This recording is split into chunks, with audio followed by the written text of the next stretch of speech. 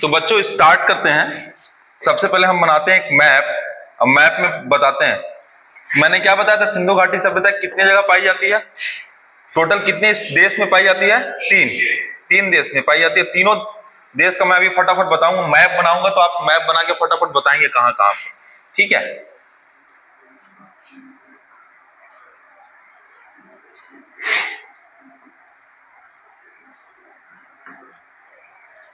एक इंडिया हो गया, एक पाकिस्तान हो गया, एक अफगानिस्तान हो गया।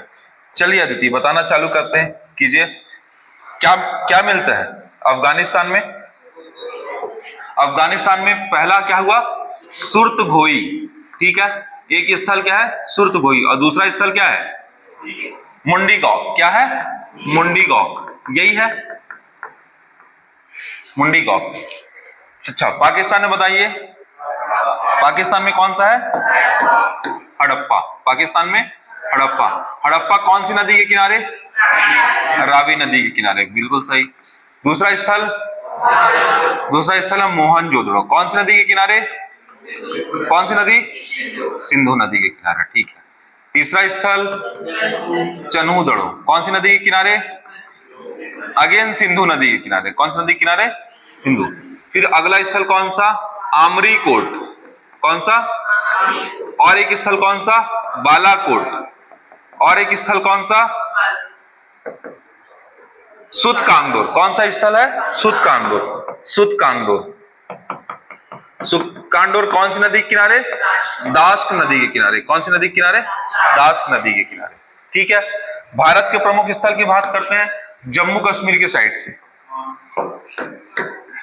जम्मू कश्मीर में मांडा, कौन सी नदी के किनारे, चिनाब नदी के किनारे, कौन सी नदी के किनारे, चिनाब। फिर अगर आप बात करोगे पंजाब, पंजाब में कौन सा, रोपड़, रोपड़ कौन सी नदी के किनारे, सतलुज नदी के किनारे, कौन सी नदी के किनारे, सतलुज। फिर आप बात करोगे हरियाणा की, हरियाणा में क्या हो गया, बनावली, और अच्छा बनावली कौन सी नदी के किनारे, सरस्वती नदी के किनारे, कौन सी नदी के किनारे, सरस्वती नदी के किनारे। और दूसरा कौन सा हो गया, राखीगढ़ी। राखीगढ़ी की खासियत क्या है बच्चों, सबसे बृहत्तम स्थल है, सिंधु घाटी सभ्यता का खोदा गया सबसे बड़ा स्थल, खोदा गया कैसा है, सबसे बड़ा स्थल। अभी मैं आपको रटवाऊंगा अभी 3-4 चीज, अब आज कौन सा चीज कहां पाया जाता है। राजस्थान में हम कौन सा स्थान देखते हैं, कालीबंगन। कालीबंगन का मतलब होता है, क्या होता है बच्चों, कालीबंगन का मतलब होता है चूड़ियां, क्या, काले रंग की चूड़ी। कालीबंगन कौन सी नदी के किनारे है, तो घग्गर नदी के किनारे, कौन सी नदी के किनारे, घग्गर। अगर आप यहां पे देखेंगे गुजरात में, गुजरात में 4 जगह हैं बच्चों, कितनी जगह हैं, 4। पहला क्या है, रंगपुर, दूसरा क्या है, लोथल, तीसरा धौलावीरा, चौथा सुरकोतड़ा, क्या है, सुरकोतड़ा, और सबसे पश्चिमोत्तर, भारत का सबसे पश्चिमोत्तर क्या है, नागेश्वर। क्या है, नागेश्वर कहां है, गुजरात में। भारत के एकदम दक्षिणतम बिंदु कौन सा है, दैमाबाद, कौन सी नदी किनारे, गोदावरी नदी किनारे, कौन सी नदी किनारे, गोदावरी। और पूर्वोत्तम बिंदु कौन सा है, आलमगीरपुर, कौन सा है, आलमगीरपुर, कौन सी नदी के किनारे, हिंडन नदी के किनारे। तो बच्चों ये हमने ऑलरेडी पहले पढ़ लिया है, इससे थोड़ा सा इसको फास्ट बताया है कि कौन कौन सी चीजें कौन कौन सी जगह पे हैं। तो हम देखते हैं कि अफगानिस्तान में मुंडीगौक और सुरतघोई, पाकिस्तान में हड़प्पा, मोहनजोदाड़ो, चन्हूदड़ो, आमरीकोट, बालाकोट और सुतकांगडोर। वहीं पे भारत में मांडा, रोपड़, बनावली, राखीगढ़ी, कालीबंगन, रंगपुर, लोथल, धौलावीरा, सुरकोतड़ा और नागेश्वर। सबसे दक्षिणोत्तम बिंदु कौन सा है, दैमाबाद, सबसे पूर्वोत्तम बिंदु आलमगीरपुर, सबसे पश्चिमोत्तर बिंदु सुतकांगडोर और सबसे उत्तरोत्तम बिंदु मांडा है। बच्चों ये लैटिट्यूड में देखोगे तो मांडा ऊपर दिखेगा, सामने भले ऐसा दिखा है। और अगर आप सिंधु घाटी सभ्यता का पूरा आप ये देखते हो कि किस तरीके से दिखती है, सिंधु घाटी की सभ्यता त्रिभुजाकार है। कैसी है, त्रिभुज के आकार की। कैसी है, त्रिभुज के आकार की। तो सिंधु घाटी की सभ्यता कैसी है, त्रिभुजाकार है। अच्छा इसका क्षेत्रफल कितना है बच्चों, बुक में आपको 13 लाख किलोमीटर दिखेगा, आप 13 लाख भी पढ़ सकते हैं, 14 लाख भी पढ़ सकते हैं। वर्तमान में बहुत ज्यादा हो गया है, वर्तमान में 20 लाख किलोमीटर स्क्वायर के आसपास है। तो क्षेत्रफल आपको हमेशा याद रखना है कि लगभग 15 लाख किलोमीटर स्क्वायर के आसपास है। किसका, सिंधु घाटी सभ्यता का, याद रहेगा। तो हमने सिंधु घाटी सभ्यता के स्थल देखे और उनका क्षेत्रफल देखा। सिंधु घाटी सभ्यता के बारे में दूसरी चीज आपसे जिक्र करते हैं बच्चों। चार्ल्स मैसन नाम के एक आदमी हुआ करते थे। कौन?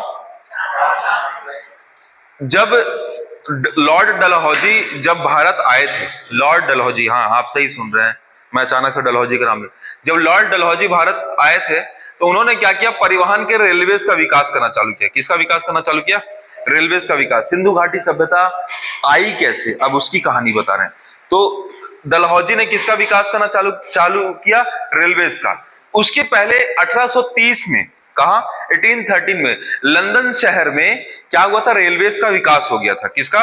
रेलवेज का। कहा? इंग्लैंड में। वहां पे औद्योगिक क्रांति आ चुकी थी। औद्योगिक क्रांति का मतलब होता है बच्चों, वहां पे बहुत सारे कारखाने लग चुके थे, भाप इंजन का आविष्कार हो चुका था। तो इन कारखानों के लिए कच्चे माल की आवश्यकता थी, जो उनको कहां से मिलता था? भारत से मिलता था। और कच्चे माल को एक जगह से दूसरी जगह ले जाने के लिए किस चीज का आवश्यकता होती है? तो परिवहन की आवश्यकता होती है। किसकी आवश्यकता है?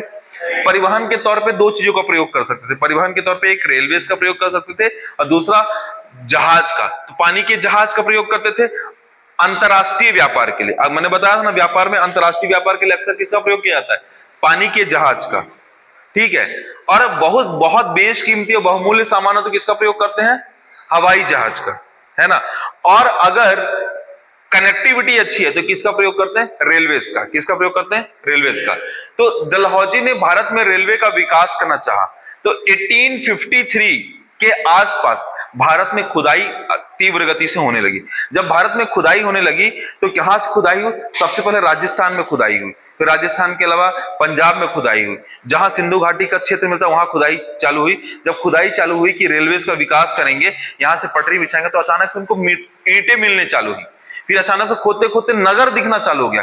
फिर अचानक से खोदते खोदते और दिखे तो बोले कि तो वहां तो बहुत अलग ही चीज है। फिर उसको कार्बन 14 एक डेटिंग प्रणाली होती है ना, जिसके माध्यम से पता लगाया गया। तो जब पता लगाया तो डेट पता चला कि ये जो सभ्यता है, ये बच्चों, ये सभ्यता 2700 या 2500 ईसा पूर्व, 2500 ईसा पूर्व मतलब 2500 बीसी से लेके 1700 बीसी के बीच की कहानी है ये। तो अंग्रेज क्या थे?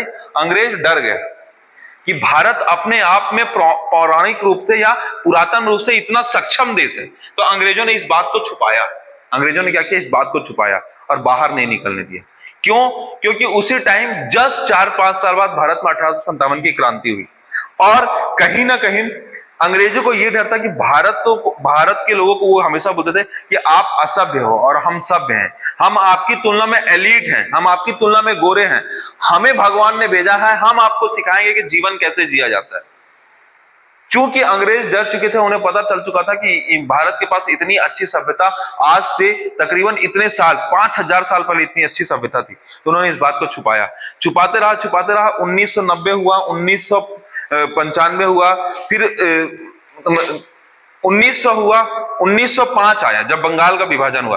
धीरे से उसी टाइम 1903 के आसपास ना लॉर्ड कर्जन ने आर्कियोलॉजिकल सर्वे ऑफ इंडिया बनाया कलकत्ता में। आर्कियोलॉजी मतलब जो पुरातत्व को लेके एक संग्रहालय बनाया। धीरे धीरे धीरे इस दौरान एक व्यक्ति मिले जिनका नाम है जॉन मार्शल, और इस जॉन मार्शल ने इस चीज को बहुत स्पीड कर दिया। देखो, जब आप भारत के इतिहास को पढ़ोगे तो दो चीज मिलेगी, दो ब्रांच निकलती है। अंग्रेजों की भी दो शाखा है। एक वो शाखा जिसमें अंग्रेजों ने भारत की पुरातन चीजों का समर्थन किया कि भारत अपने आप में इतना अच्छा है तो इसलिए इनसे हमको सीखना चाहिए। इसलिए गीता का अंग्रेजी अनुवाद किया गया, इसलिए रामायण का अंग्रेजी अनुवाद किया गया, इसलिए संस्कृत विश्वविद्यालय किसी अंग्रेज व्यक्ति ने खोला। यानी कहने का मतलब यह है कि अंग्रेजों की भी दो शाखाएं थी, जो अंग्रेज के लिए बायस थे, जो सिर्फ अंग्रेजी हिसाब से सोचते थे, और दूसरी शाखा कौन सी थी? जो भारत की अच्छी चीजों को एक्सेप्ट करते थे। तो जॉन मार्शल भी उसी कैटेगरी में आते थे। तो उन्होंने भारत को और खोजना चाहा, और खोजते सबसे पहले 1921 में राय बहादुर दयाराम साहनी के साथ, किसके साथ? राय बहादुर दयाराम साहनी के साथ एक स्थल को खोजा, और वो स्थल को जब खुदाई किया तो निकला स्थल, उस स्थल का नाम है हड़प्पा। क्या नाम पड़ा? चूंकि सिंधु घाटी सभ्यता में पहला जो स्थल खोजा गया था वो हड़प्पा था, इसलिए इस पूरी सभ्यता का नाम क्या रख दिया गया? हड़प्पा सभ्यता। और हड़प्पा के चारों ओर बहुत सारे नगर मिले, बहुत सारे नगर मिले, इसलिए इसे हड़प्पा कालीन सभ्यता कह दिया गया। जस्ट इसके एक साल बाद बच्चों 1922 में ही जॉन मार्शल के साथ राखल दास बनर्जी, कौन?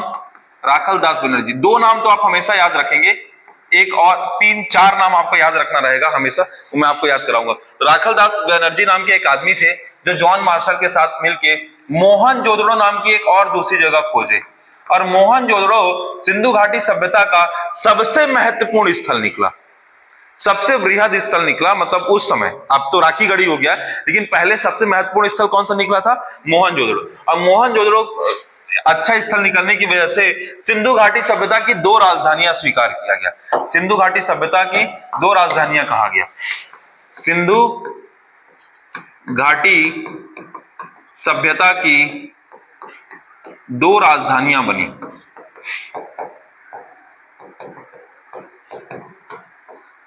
इन 2 राजधानियों में क्या क्या नाम है बच्चों? तो पहली राजधानी का नाम है हड़प्पा, जो प्रमुख राजधानी बनी, और दूसरी राजधानी का नाम क्या है? मोहनजोदड़ो। जब आप और सिंधु घाटी सभ्यता के स्थल को समझेंगे बच्चों, आपको इसमें मिलेगा। अच्छा, जितनी भी चीज मैं बता रहा हूं उसको सुनते चलो, और आपकी किताब में सब कुछ लिखा हुआ मिलेगा। तो आपको मेरा जो व्याख्यान है उसको सुन लेना है। वो व्याख्यान किस में मिलेगा? बुक में ऑलरेडी लिखा हुआ मिलेगा। तो बुक की लिखी हुई बात में एक और बात मैं बता रहा हूं, जब सिंधु घाटी सभ्यता के व्यापार को समझोगे ना आप बच्चों, किसको समझोगे? व्यापार को समझोगे। तो मैंने पहले ही क्लास में बताया था कि कुछ इस तरीके से सिंधु घाटी सभ्यता का व्यापार रहा है। ऐसे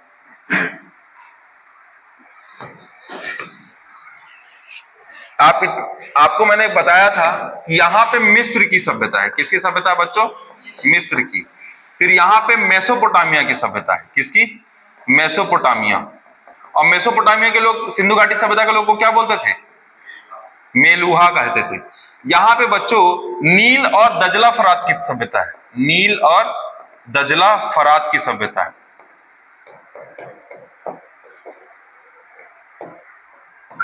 बच्चों यहीं पे एक और फारस की सभ्यता है। किसकी सभ्यता है? फारस की। फिर ये कौन सा है? सिंधु घाटी सभ्यता। ये पूरा क्षेत्र कौन सा है? सिंधु घाटी सभ्यता। जब सिंधु घाटी सभ्यता चल रही थी उसी दौरान पूरे विश्व में नील और दजला फरात की सभ्यता थी, कहीं पे मेसोपोटामिया की सभ्यता थी, कहीं पे फारस की सभ्यता थी, कहीं पे मिस्र की सभ्यता थी, और सब एक साथ चल रही थी। सबके लोग एक साथ जीवित थे, ठीक है, आपस में व्यापार करते थे। जिसमें सबसे ओपिनियन बेस और सबसे ज्यादा एलिट और सबसे बड़ी जो सभ्यता थी वो सिंधु घाटी की सभ्यता थी। यह एक नगरीय सभ्यता थी। बाकी अन्य सभ्यताएं जो थी वो या तो कम नगरीय थी या तो ग्रामीण सभ्यता थी। समझ आया? तो जब सिंधु घाटी सभ्यता का लोग व्यापार करते थे तो कैसे व्यापार करते थे? तो समझिएगा, अगर ये सिंधु घाटी सभ्यता का स्थल है तो बाहर व्यापार कर रहे हैं तो इसे कहते थे बाह्य व्यापार। क्या कहते थे? बाह्य व्यापार। ये हमेशा होता था बच्चों बंदरगाह के माध्यम से। किसके माध्यम से? बंदरगाह। और इसके लिए किसका प्रयोग करते थे? जहाज का प्रयोग करते थे। समझिएगा इस चीज को। और आंतरिक व्यापार यानी राज्यों के भीतर व्यापार होता था, इसे कहते हैं आंतरिक व्यापार। क्या कहते हैं? आंतरिक व्यापार। समझ रहे हैं? मैंने एक चीज और बताई थी कल बच्चों कि सिंधु घाटी सभ्यता के जो शहर थे वो किस तरीके से बसे हुए थे, तो ये मैंने आपको बताया था। शहर, सिंधु घाटी सभ्यता के अगर शहर की बात करोगे तो ये कुछ इस तरीके के थे बच्चों।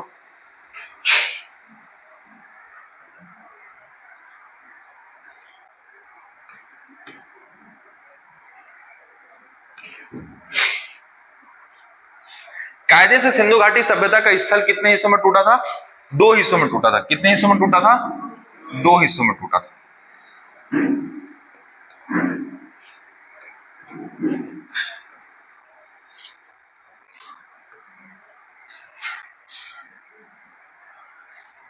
दो हिस्सों में टूटा था बच्चों। जो पहला स्थल था सिंधु घाटी सभ्यता के जो नगर थे वो कहा, यहां पे कौन से लोग रहते थे?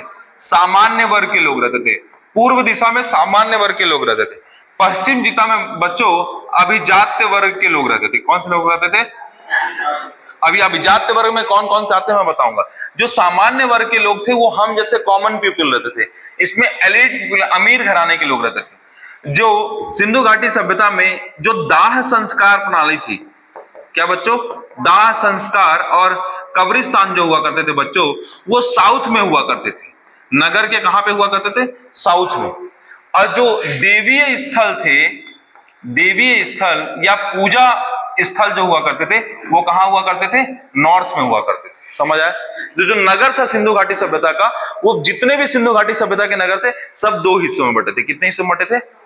पूर्वोत्तर हिस्से में सामान्य वर्ग के लोग, पश्चिमोत्तर हिस्से में अभिजात वर्ग के लोग थे। जो जो आपको ये दिख रहा है बच्चों, ये जो दिख रहा है ये बताता है कि अभिजात वर्ग के लोग थोड़ा सा ऊंचाई पर रहते थे और उनका एरिया भी छोटा रहता था, कम लोग रहते थे, और इनका एरिया क्या होता था? बड़ा हुआ करता था।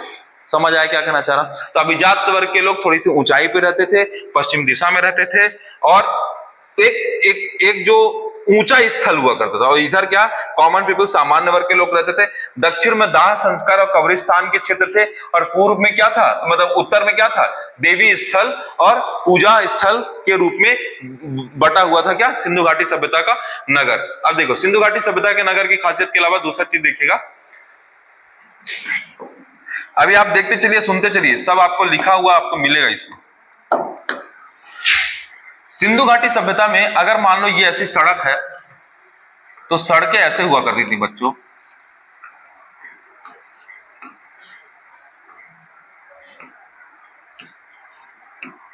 यानी सड़कें जो थी वो एक दूसरे को समकोण पर काटती थी। कैसे काटती थी? एक दूसरे को समकोण पर। देखो सभी सड़क एक दूसरे को एकदम इक्वल, यहाँ पे 90 डिग्री का मतलब बराबर काटती थी, समानांतर काटती थी। अब देखो जो नगर थे बच्चों वो इस तरीके से थे, सड़क के किनारे नगर बसे हुए थे, जैसे अभी आजकल की कॉलोनी होती है। सोचो ये आज से 5000 साल पहले की बात कर रहे हैं। यानी जो नगर हुआ करते थे सड़क के किनारे हुआ करते थे, और अगर इसका फेस इस साइड है तो अगले वाले का फेस भी इस साइड रहता था, दोनों का फेस आमने सामने हुआ करता था। कैसा? सिंधु घाटी सभ्यता में ऐसे नगर कैसे हुए थे? एक दूसरे के सामने फेस करके थे, और हर सड़क के किनारे यहाँ पे जल की प्रणाली थी। किसकी प्रणाली थी? जल व्यवस्था। यानी कि नालियां बहुत पके हुए उसकी ईंट की नालियां बनी होती थी। दूसरी एक चीज और समझिएगा बच्चों, जल प्रबंधन प्रणाली में ध्यान से सुनिएगा, जल प्रबंधन प्रणाली में सबसे अच्छा स्थल जो था बच्चों वो था धौलावीरा। कौन सा था? धौलावीरा। अगर आप नगरीय स्थल की बात करोगे, नगरीय स्थल में सबसे अच्छा नगरीय व्यवस्था जो थी, नगरीय व्यवस्था वो दो जगह थी बच्चों, हड़प्पा और मोहनजोदड़ो में। कहां पे? हड़प्पा और मोहनजोदड़ो में। सुनते चलो अभी। अगर बंदरगाह शहर की बात करोगे, किसकी शहर बात करेंगे? बंदरगाह शहर की। बंदरगाह शहर कौन सा था बच्चों? तो लोथल था। कौन था? लोथल। अगर आप औद्योगिक नगर की बात करोगे, औद्योगिक नगर, तो औद्योगिक नगर बच्चों स्पेशली था, ध्यान से सुनिएगा, 2 से 3 बार कान लगा के सुनिएगा, भूलता है हमेशा, चन्हूदड़ो। कौन सा था? चन्हूदड़ो। इसे औद्योगिक नगर बोलते थे। क्या बोलते थे? यहां पे बहुत सारे कारखाने बनाए गए थे। क्या बनाए गए थे? कारखाने। यहीं पे झोकड़ झाकड़ संस्कृति थी, जहां पे लिपस्टिक के साक्ष्य मिले हैं, काजल के साक्ष्य मिले हैं, वक्राकार ईंटों के साक्ष्य मिले हैं, मोती बनाने के कारखाने मिले हैं। वो सब कहां से मिला है बच्चों? चन्हूदड़ो से। तो याद रखिएगा, झुक्कड़ झाकड़ संस्कृति। क्या? झुक्कड़ झाकड़ संस्कृति। बाकी आपको ये पता है कि सबसे पूर्वोत्तम हिस्सा कौन सा है? आलमगीरपुर। सबसे उत्तरोत्तम हिस्सा मांडा, सबसे पश्चिमोत्तर हिस्सा सुतकांगुर, और सबसे दक्षिणोत्तम हिस्सा दमाबाद। तो नगर को लेके ये जो स्पेशल विशेषता है कि सबसे अच्छी जल प्रबंधन प्रणाली धौलावीरा, नगरीय व्यवस्था में सबसे अच्छा हड़प्पा और मोहनजोदड़ो, बंदरगाह कौन सा? लोथल, औद्योगिक नगर कौन सा? चन्हूदड़ो। इसके अलावा बच्चों सबसे वृहद स्थल खोदा गया, सबसे वृहद स्थल कौन सा बच्चों? राखीगढ़ी। कौन सा है? राखीगढ़ी। सिंधु घाटी सभ्यता के जितने भी नगर थे बच्चों वो दो हिस्सों में बटे थे। धौलावीरा एकमात्र ऐसा नगर था जो कि 3 हिस्सों में बटा था। कितने हिस्सों में बटा था? 3 हिस्सों में। जितने भी नगर खोजे गए हैं ना, उनमें सबसे नवीनतम खुदाई जो हुई है धौलावीरा की हुई। धौलावीरा जो अभी खोजा गया है बच्चों, धौलावीरा खोजा गया है 1990 और 91। 1990 और 91। अच्छा, ये बातें आप कैसे बोल दे रहे हो सर? ये सब बातें लिखी हुई हैं किताब में, एक लिस्ट में टेबल बना हुआ है, उसमें हम बताएंगे। अभी आपको इतना समझ आया कि नहीं आया? अभी फंडा फंडा कॉन्सेप्ट समझो। देखो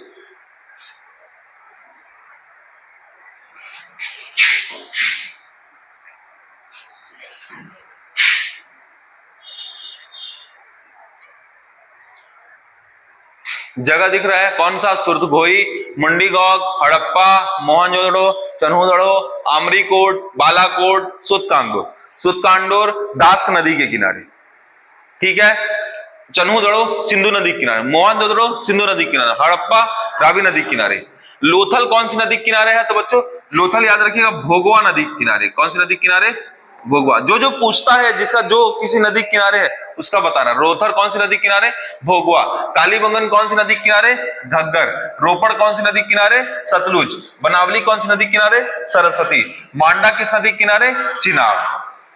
याद रहेगा, रटा होना चाहिए। जैसे मैं बता रहा हूं वैसे एक एक सांस में पूरा पता रहे। हाँ इमेजिन करके कि यहाँ ये है, ऐसा है, ऐसा है, ऐसा है।